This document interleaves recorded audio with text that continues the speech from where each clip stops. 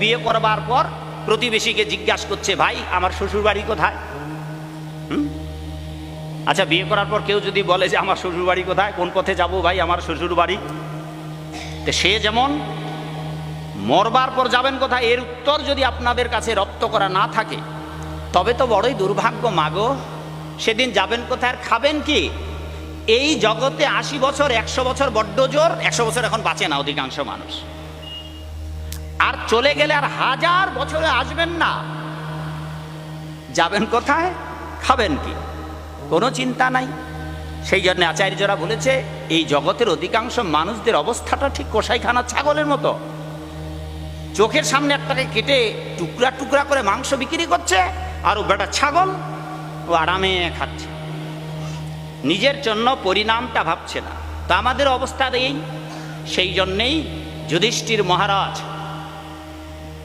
যক্ষরূপী ছদ্মবেশী যে তাকে প্রশ্ন করেছিল, যে কয়েক ভাই জল খেতে গেল না, সেখানে প্রশ্ন করেছিলেন অনেকগুলো, তার মধ্যে একটি প্রশ্ন করেছিলেন জগতের সবচেয়ে আশ্চর্য কি? এই যে বাবা, সবচেয়ে জগতের আশ্চর্য এটাই, চোখের সামনে লোক মরে মরে যাচ্ছে, নরকে যাচ্ছে, আর যারা বেঁচে আছে তারা মৃত্যুকে ভুলে যাচ্ছে। ওরা বুঝতেই পারছে না যে একদিন ওদেরও মৃত্যু হবে। অবস্থাটা অনেকটা ভাগবতের ব্যাখ্যার মতো, চৈতন্য চরিতামৃতকার কবিরাজ গোস্বামী দাসের ব্যাখ্যার মতো, যে ব্যাং যেমন ডাকাডাকি করে, ব্যাং ডাকাডাকি করলে আচ্ছা সাপকে কি খোঁজার লাগবে? বাবা ব্যাং কোথায় আছে, কিরে মা সাপকে খোঁজার লাগবে? তো বললেন যে যারা এই জগৎ সংসারে থেকে গোবিন্দের কথা না বলে সারাক্ষণ আগডুম বাগডুম আগডুম বাগডুম সংসার, স্ত্রী পুত্র পরিবার পরিজন, ভরণ পোষণ, চাকুরি বাকুরি, ব্যবসা বাণিজ্য, দোকানপাট, এই নিয়েই যারা বক বক বক বক বক বক করছে, তাহারা জিহ্বা, ব্যাং জিহ্বা। আর ব্যাং যদি এরকম ডাকাডাকি করে তো কাল ভুজঙ্গ মৃত্যুরূপী কিরে মা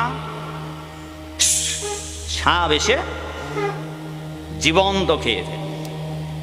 তেমনি করে জগৎ সংসারে আমরা কেটে আনন্দে ফুর্তি করে দিন যাপন করছি বাবা। কোন সময় রাত আসবে, দিন যাবে, আর আপনি যদি মরে যান। সচরাচর ঘুমন্ত মানুষ প্রায় অর্ধমৃত বাবা, আমরা অর্ধমৃত। তাও যদি আবার নাক থেকে ঘুমানোর অভ্যাস কারো থাকে, এইরকম গরমের দিনে খাট ধরে বাইরে বের করলে টের পাবে না।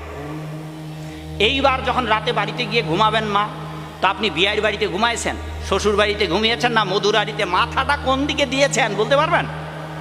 তার মানে কি ঘুমিয়ে যাওয়া মানুষ প্রায় মৃত।